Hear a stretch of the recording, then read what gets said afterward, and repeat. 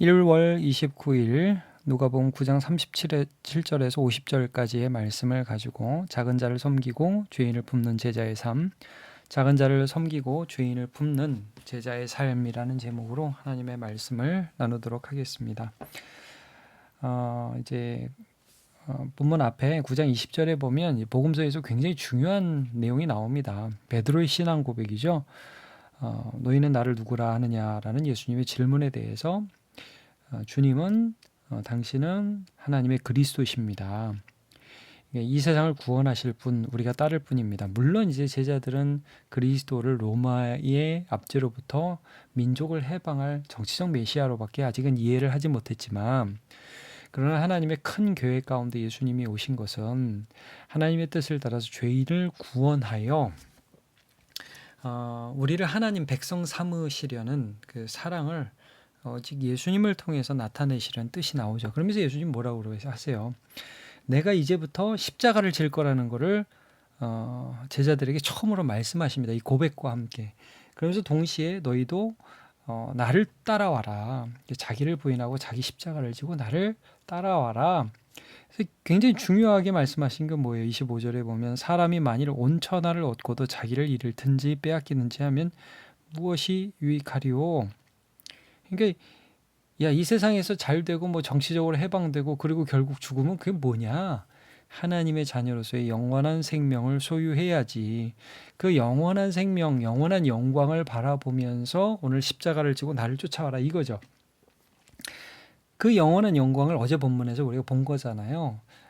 변화산이라고 일컬어지는 산에 올라가서 기도하다가 예수님의 모양이 변화되시고 모세와 엘리야와 함께 이야기하시는 그 장면, 여기에서 십자가를 통과하여 들어갈 영광을 미리 보는 일이 이제 있게 된 거죠. 그러니까 예수님이 그리스도셔서 이 세상을 구원하기 위해 십자가를 지시기 위해서 그 걸음을 이제 시작하셨고, 이 땅에서 살아가는 그리스도의 제자 역시 이 땅을 살아가면서 이 땅 자체의 영광을 바라는 게 아니라는 거죠. 이 땅에서 우리가 그리스도를 따라가는 삶을 살아갈 때에 주실 하늘의 영광을 바라보는 게 바로 예수 그리스도의 제자라는 것을 말씀해 주고 있습니다. 오늘 본문도 이제 그런 맥락에서 우리가 이해를 할 수 있어요.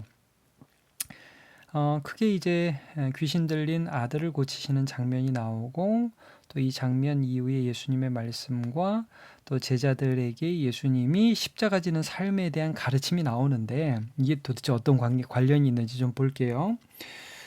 먼저 나오는 사건이 이겁니다. 귀신 들린 한 아이의 아버지가 이제 제자들에게 예수님 안 계시니까 제자들에게 이 아이 좀 고쳐달라고 얘기를 했었죠. 근데 예수님이 이제 산에서 변화산에서 이제 내려오시는데 보니까 못 고친 거예요. 그래서 이제 38절부터 보면 한 사람이 소리를 지르죠. 선생님, 내 아들 돌보아 주옵소서. 이는 내 외아들입니다. 귀신이 그를 잡아 갑자기 부르짖게 하고 경련을 일으키 거품을 흘리게 하며 몹시 상하게 하고야 겨우 떠나가나이다. 근데 40절이 중요한 거예요. 당신의 제자들에게 내쫓아 주기를 구하였으나 그들이 능히 못하더이다. 못합니다. 좀 해주세요. 자, 예수님 반응이 어떻죠? 41절. 예수께서 대답하여 이르시되 믿음이 없고 패역한 세대여. 그러면 믿음이 없고 패역한 세대여. 내가 너희와 얼마나 함께 있으며 너희에게 참으리요. 자, 이게 도대체 누구한테 하는 말이죠? 믿음이 없고 패역한 세대여. 첫째는 이거는 이제 제자들에게 하시는 말씀이라고 볼 수 있습니다. 왜냐하면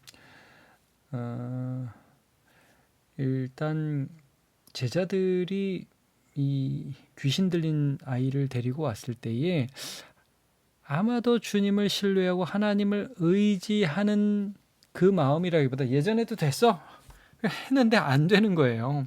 그런 걸 경험한 거죠.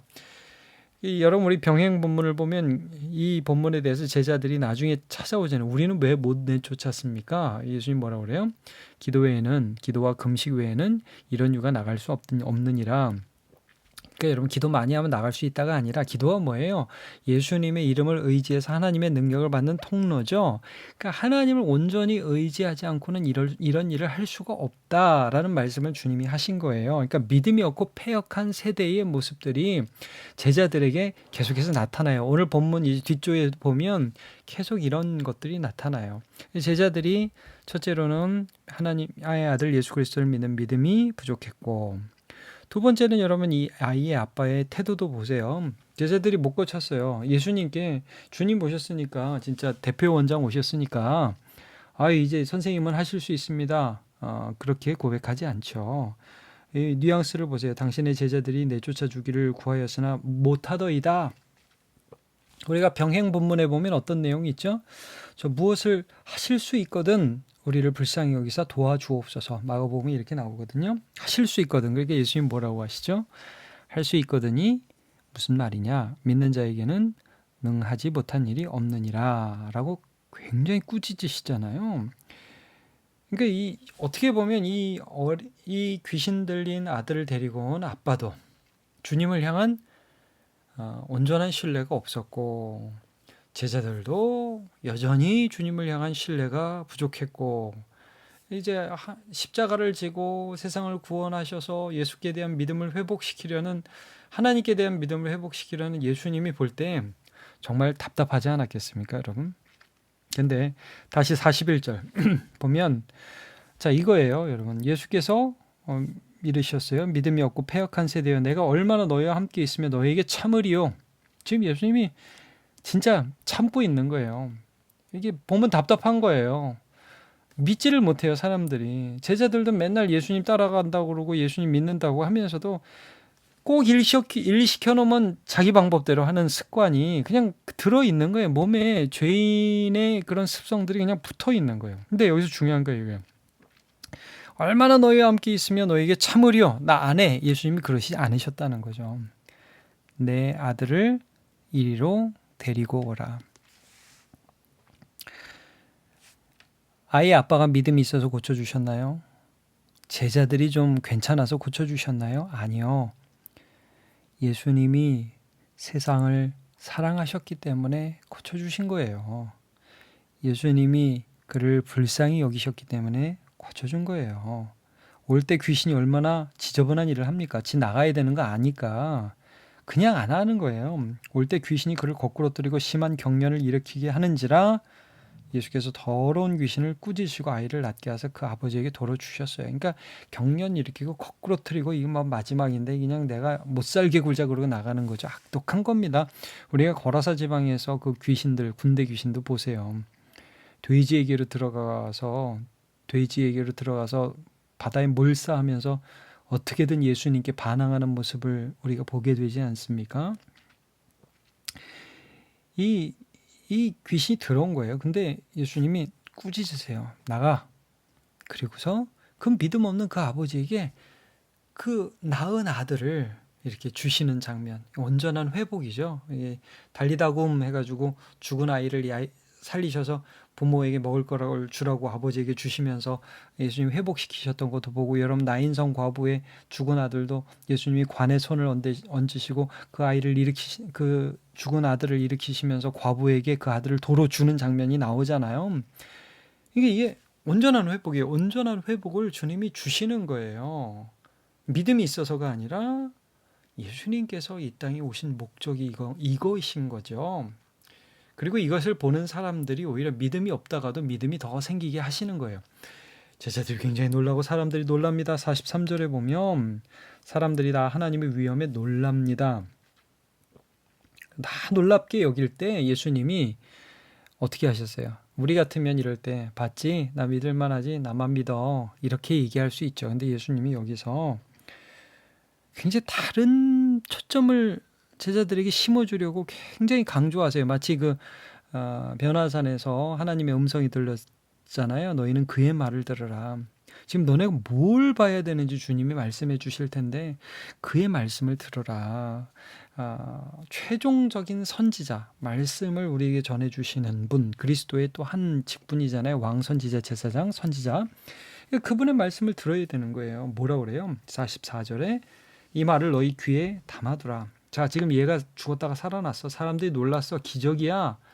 근데 너네 이 말씀을 너희 귀에 담아둬라. 인자가 장차 사람들의 손에 넘겨지리라. 내가 이렇게 사람들에게 선한 일을 하고 고치고 사랑하고 불쌍히 여기고 귀신을 쫓아낸 대가로 난 죽을 거야. 나는 십자가를 갈 거야. 그러니까 제자들이 이해도 안 가고 사실은 이런 부분에 대해 더 생각하기도 싫고, 45절에 보면 이 말씀을 알지 못하니 이는 그들로 깨닫지 못하게 숨긴 바 되었습니다. 또 그들은 이 말씀을 묻기도 두려워하더라. 당연히 모르죠. 그리고 묻기도 두려워하고요. 왜 우리 이런 거 있잖아요. 아이, 그런 말 하지 마. 부정타. 아이, 이제 그런 얘기 하지 마. 괜히 그런 일 일어날까 봐 무섭다, 야. 너는 꽃길만 가. 좋은 일만 있어. 올 한 해 나쁜 일은 다 물러가라. 여러분, 이게 미신적인 거죠. 예수님은요, 오히려 사람을 의지하지 않았어요. 내가 이렇게 잘해줬는데 쟤들이 나한테 잘해주겠지. 여러분, 그렇게 하지 않으셨어요. 사랑하셨어요. 예수님을 회복시키는 분은 사람이 아니에요. 하나님이셨지. 그게 예수님이 바라본 영광이죠.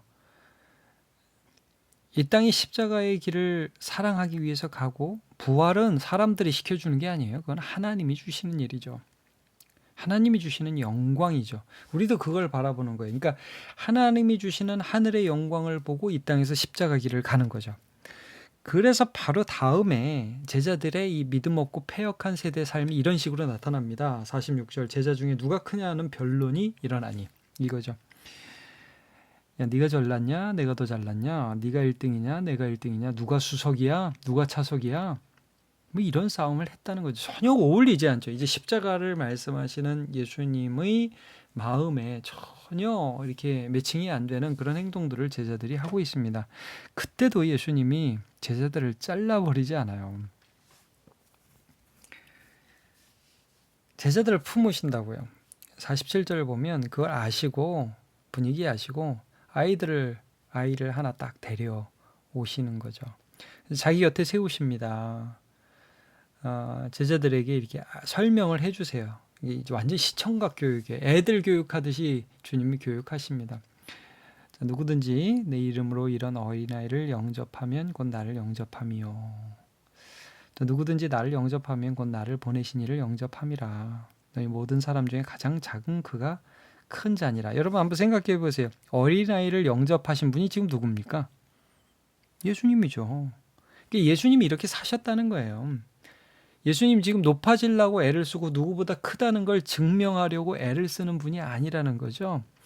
어떻게든지 작은 자를 온전히 치료하기 위해서 더 작은 자의 삶으로 나아가는 분이었잖아요.